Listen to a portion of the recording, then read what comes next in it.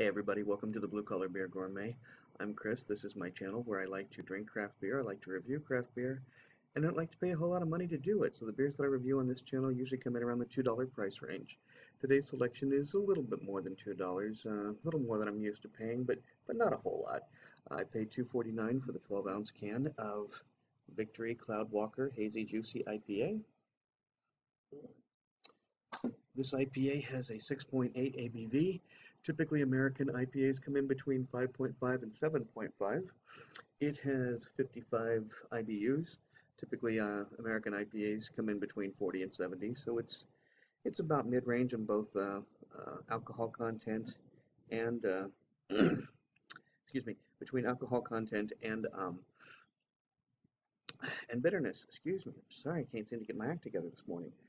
This quick description: soaring far beyond hazy, this dry-hopped hazy, juicy IPA explodes as tropical and fruity notes float through cloudy formations to elevate hops to the highest pedestal. Great. Uses Citra and Mosaic hops and two-row pale malt. I guess no, it does not have. Oh, there we go. Huh, I completely missed that. Okay, so this is. Let's see. Um, Okay, so it's about 3.5 months old, and I know that IPA purists are going to say that means that it's too old.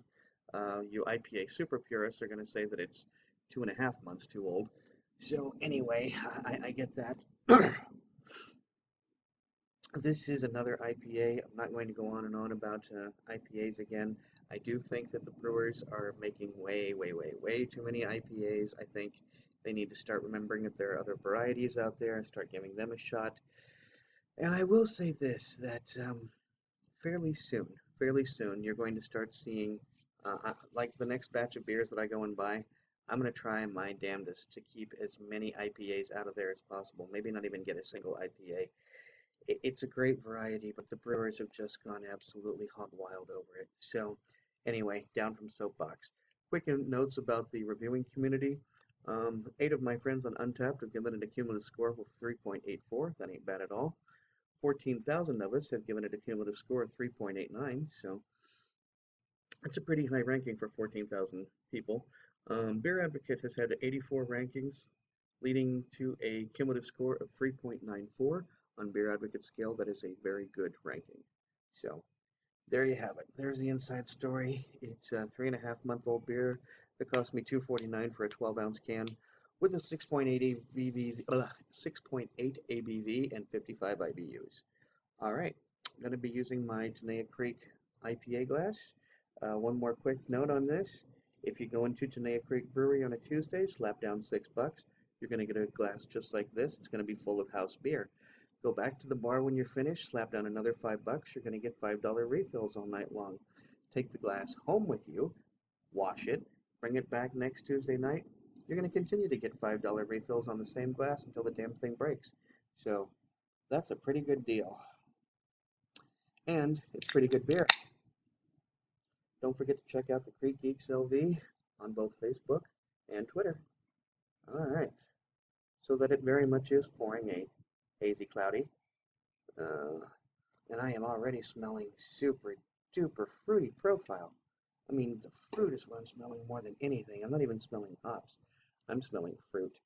And what you are seeing is, oh, I'm going to say only one shade darker than the actual color.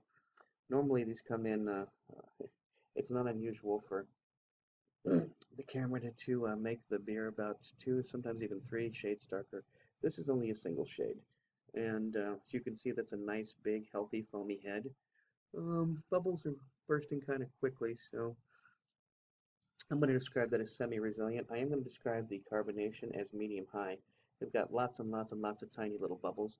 Let's give this a quick beard wipe, see what I can come across. Okay, there the hops finally came in, and even a little bit of an alcohol smell. You know, 6.8 ABV, you can expect there to be some alcohol to it.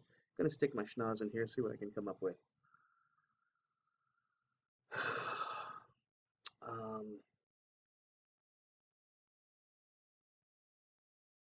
Well, I'm getting almost a vanilla smell.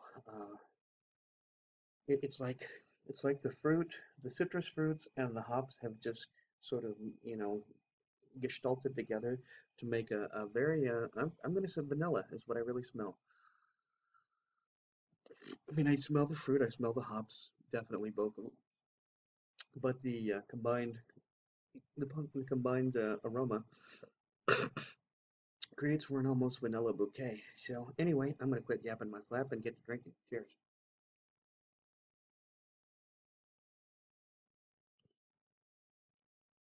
Okay, going to describe that as a medium-high mouthfeel.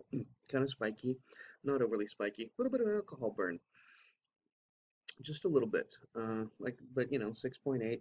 Expected to be some, maybe. There's at least a possibility for an alcohol burn. In that, what I taste mostly is fruit, even more than I taste bitterness.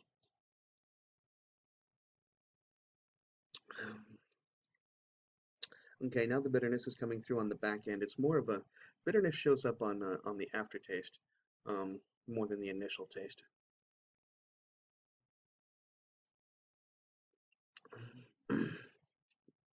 So yeah, it's spiky. We got that medium high mouthfeel. A little bit of an alcohol burn on the back end. This is a good beer. I don't know that I'm as fond of it as the rest of the reviewing community. I don't know that I would give it a 3.84 or 3.89. Um, hmm.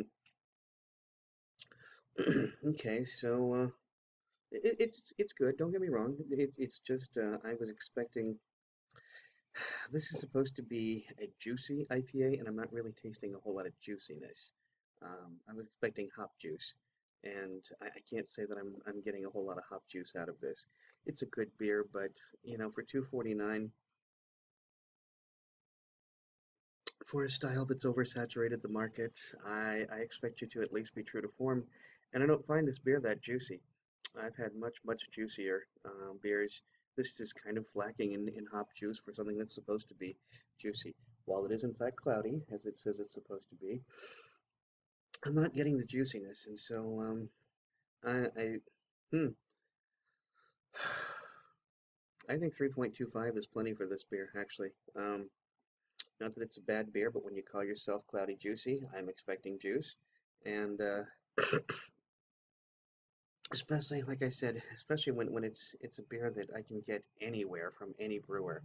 Um, Anyway, so I'm not denigrating this beer, but I don't think it's all that it's cracked up to be, and I don't think it's as juicy as it should be, considering it is a hazy, juicy beer. So there it is one more time, 2.49 for 12-ounce can.